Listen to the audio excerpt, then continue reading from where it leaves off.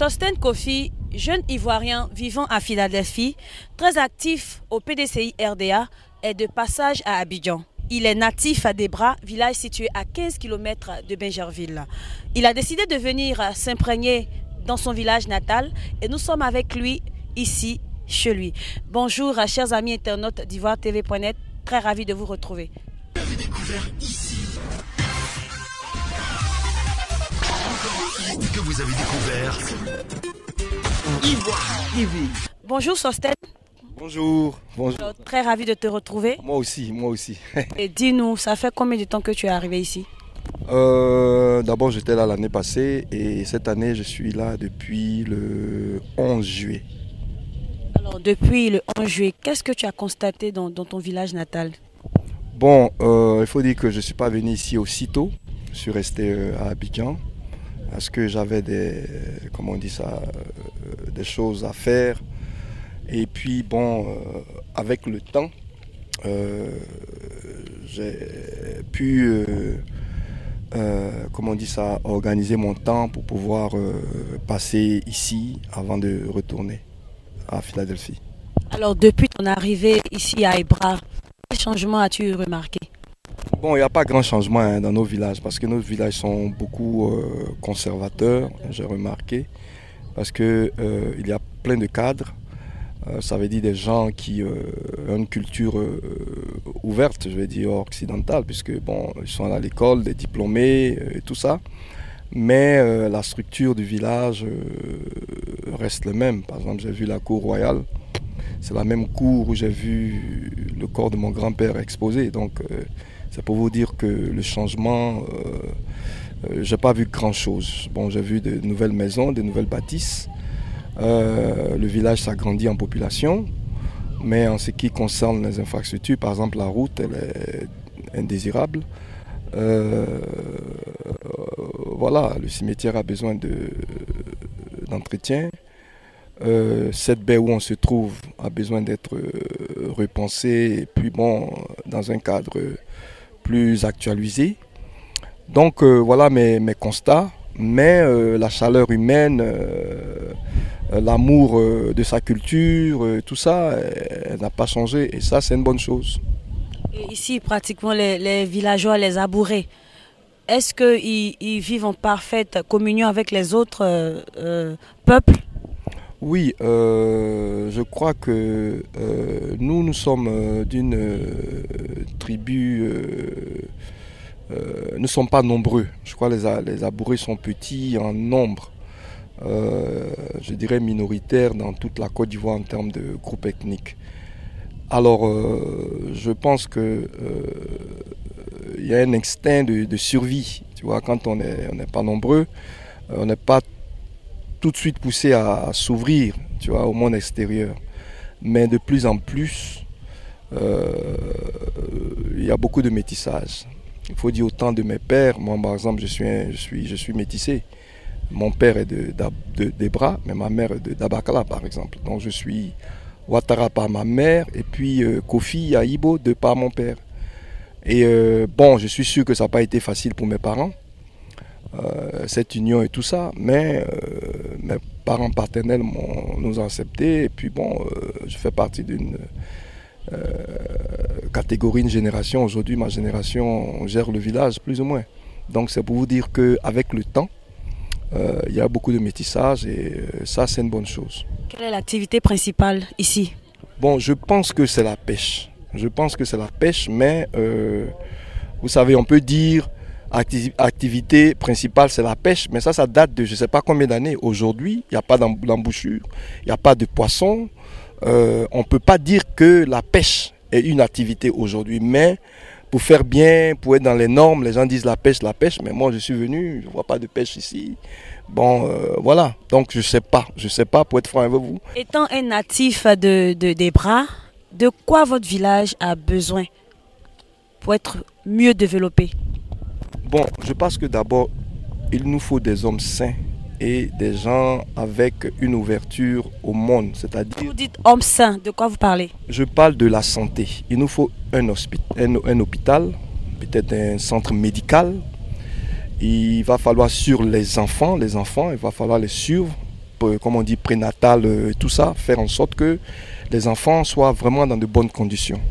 Et il va nous falloir aussi un centre d'épanouissement pour les enfants, pour la jeunesse, des petites bibliothèques, et puis, si vous voulez, une école, je dirais pas moderne, mais une école qui valent le nom d'école, c'est-à-dire des livres actualisés, des nouvelles méthodes d'enseignement, un suivi des enfants, faire en sorte que les parents soient inculqués et s'intéressent à l'éducation de leurs enfants, parce que nous sommes un petit village. Ça, c'est pas de grandes idées, c'est des choses qui sont faisables. Donc pour moi, un centre médical, un hôpital, des centres d'épanouissement pour la jeunesse. Et puis, en ce qui concerne l'activité économique, je pense qu'il va falloir créer des centres d'attraction ici. Le village est tellement bien placé qu'on peut faire des plages, des trucs bien qui vont créer des petits emplois. Et puis, faire en sorte qu'il y ait une connexion sincère et franche avec Bassam ou Bingerville. Parce que le village n'est pas aussi grand pour essayer d'avoir des activités internes qui peuvent générer des sources de revenus. Alors, Sostène Kofi, vous êtes très actif au PDCI RDA. Oui, je suis militant du PDCI RDA. Bon, je dois même profiter pour renouveler ma carte de militant. Et puis, j'occupe un poste, je suis le président du comité de base de Philadelphie. Et puis, j'étais l'ancien secrétaire général de la délégation de Washington DC. Et puis, à côté de tout ça, je suis militant PDCI. Je suis président aussi, en passant, de GRAPA, qui est un groupe de réflexion. Je m'occupe de la section des États-Unis. Et dernièrement, à une réunion à Chartres, en France, on m'a confié la section du Canada, qui ne fonctionne pas encore parce que, bon, je suis venu en vacances ici. Et à mon retour, on va essayer de mettre cette structure de ce Canada en place. Donc, effectivement, je me considère comme un militant du PDCI. Qu'est-ce que vous pensez de tout ce qui se passe actuellement au sein du parti 2020? Bon, 2020, d'abord, c'est une date. C'est une date électorale en Côte d'Ivoire. Et ça, tout Ivoirien doit savoir parce que ça fait partie de notre constitution. Chaque 5 ans, il y a élection. Donc 2020, oui, effectivement, il y aura une élection ici. Alors, qu'est-ce que vous pensez de tout ce qui se passe au sein de votre famille RHDP?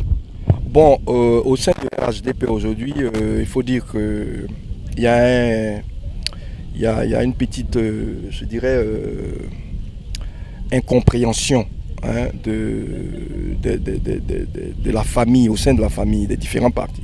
Il y a une incompréhension au niveau des actes et puis des fois au niveau des déclarations.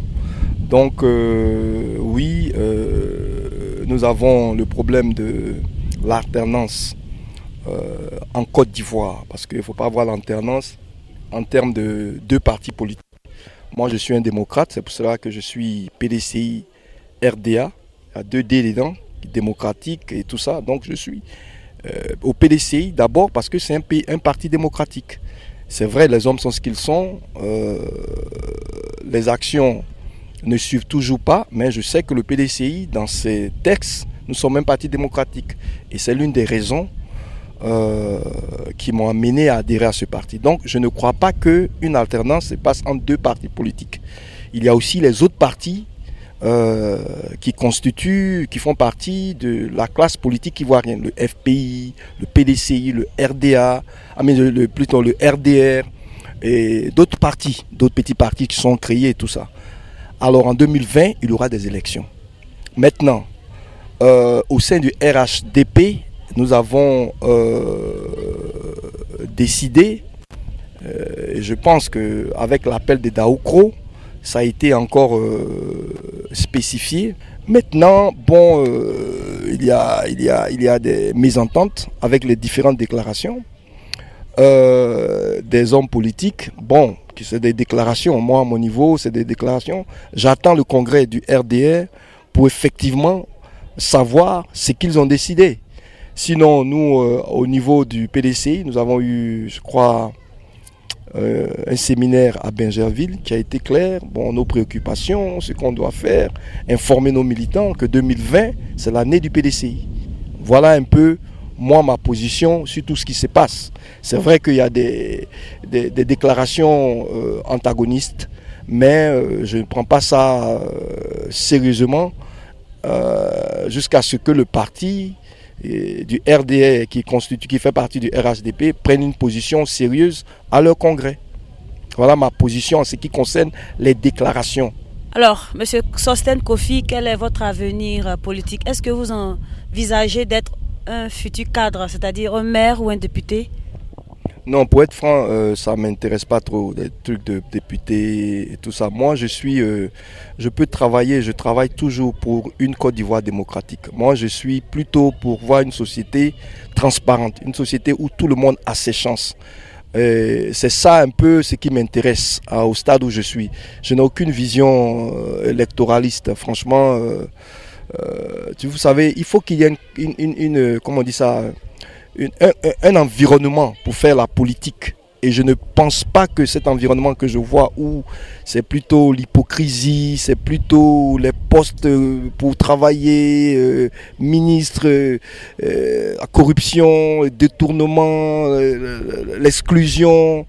L'environnement vraiment n'est pas bon. Ça n'engage que moi pour faire la politique sincère pour le peuple, pour les gens. C'est-à-dire se mettre au service de ses concitoyens.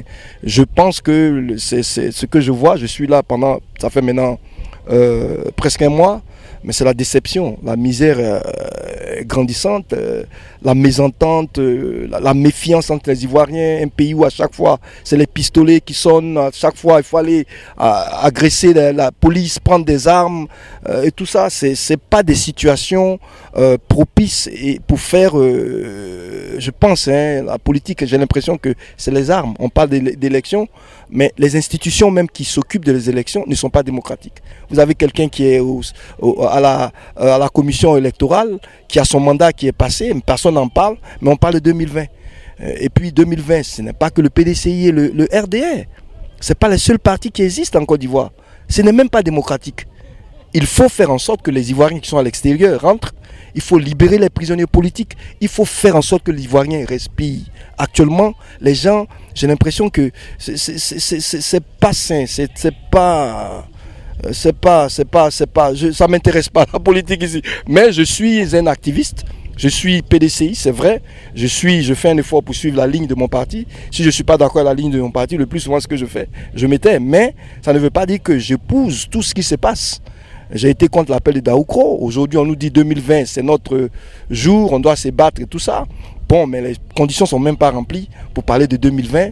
Et surtout, la jeunesse du PDCI, je vais le dire, mais déçoit. Je ne vois rien.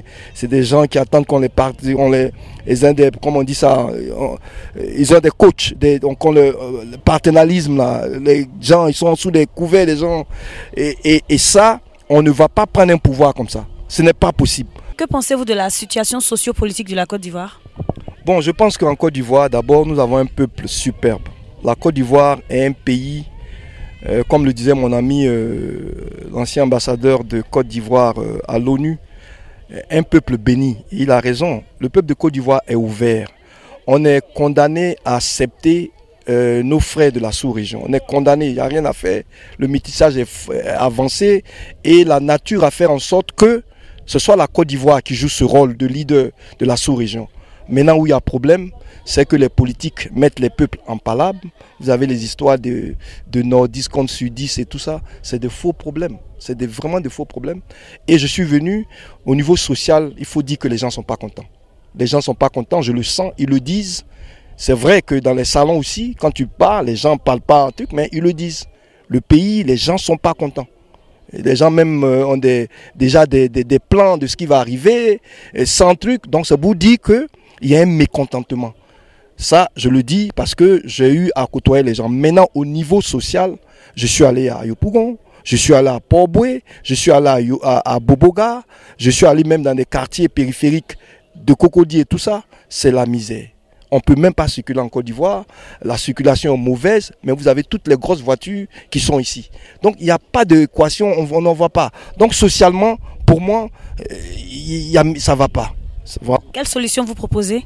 Il faut démocratiser la Côte d'Ivoire. Il faut faire en sorte que tout Ivoirien puisse participer, sans discrimination. Il faut accepter qu'on fasse des erreurs, qu'on se serve de nos erreurs pour bien faire. Il faut ouvrir. Au sein des partis politiques, laisser les gens se clore, penser, réfléchir, être contraire, dire des choses contraires à ce que vous vous dites. Ça n'a jamais tué le monde. Les États-Unis, c'est ça. Aujourd'hui, il y a un problème d'assurance maladie aux États-Unis.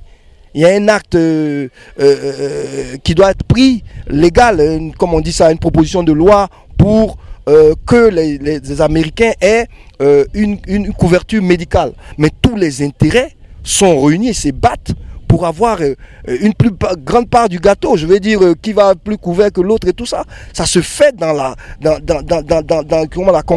convivialité, sans tirer, sans prendre les armes, sans tout ça. Donc, nous ici, nous sommes des hommes, comme les Américains, comme les Français, comme tout le monde. Mais mettons-nous au travail, soyons sincères, apprenons à nous aimer pour que le pays s'éclore. Libéralisons la démocratie, la transparence, c'est le mot, c'est la force des autres pays. Ce n'est pas autre chose. Ce n'est pas parce qu'ils ont la peau blanche et que nous avons la peau noire que nous sommes dans les problèmes. C'est tout simplement parce que nous avons des gens qui sont au pouvoir et qui pensent à eux, leur famille, et il n'y a rien qui est fait pour la grande majorité du peuple. C'est un peu ça. Donc ma proposition, libéraliser la démocratisation de nos pays, va vraiment aider à l'évolution de nos sociétés. Je recevais pour vous M. Sostène Kofi, vivant à Philadelphie. Merci d'être resté en notre compagnie et bonne fête d'indépendance à tous les Ivoiriens de la diaspora. Au revoir. Vous avez découvert ici. Encore que vous avez découvert Ivoire TV. Ivoire TV.